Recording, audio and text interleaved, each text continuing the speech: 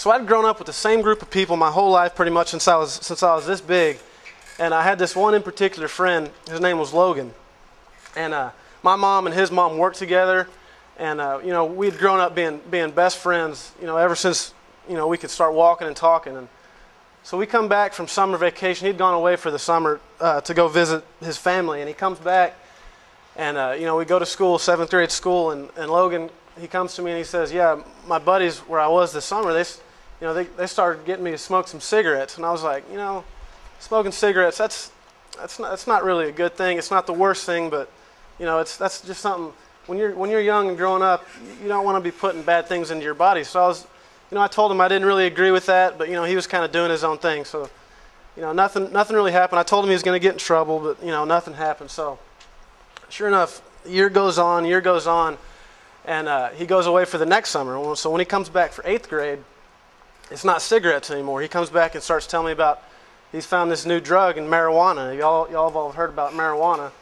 And so I was like, man, that's some serious stuff right there. So I told him, I was like, man, Logan, you gotta cut that stuff out. You're gonna get in some big trouble. And he was like, no, you know, what he was doing, he was bringing it to school, and he had this group of people giving him their lunch money for these drugs he was selling them. And so he thought he was real cool. And sure enough, later that year he got caught. And this is my best friend, you know, and a guy, you know, I've hung out with him since I was little. And sure enough, they send him to juvenile detention for a long time. He comes back, gets out of juvie, you know, and now he's moved on to this cocaine. I don't know where he got this stuff, but he'd go find it somehow, and he starts selling this cocaine. You know, anybody know where he is right now, you think, if anyone had to guess? He's in prison, because he got to be that age where he was 18. He's my age still.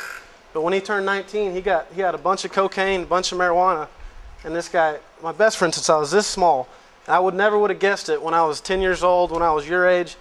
This guy's been in prison for 4 or 5 years now. And so that's one thing you really got to think of is these people you're hanging around with. You got to surround yourself with good people. And you know what a good person is. You know what a bad person is. He was a good kid, good athlete, and all of a sudden, before you knew it, he got mixed in with the wrong crowd. And it started as something as small as cigarettes, you know. And that's something that you don't think that's going to get you in too much trouble, but that's going to lead to this other stuff, you know. And you can't get mixed up in that. When you start talking about drugs, you're going to end up in one of two places. I know we talked about it last time. Where are those two places you're going to end up in, most likely? Jail is one. Rehab. The hospital.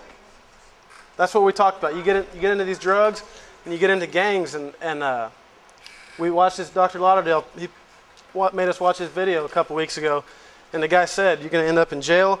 You're going to end up in the hospital. No, I mean, I don't want to be in the hospital. Anybody want to be in the hospital? I don't. That's a bad. Have y'all ever been in the hospital? Yeah. Did you have fun in there? Not at all. Yeah, I missed school.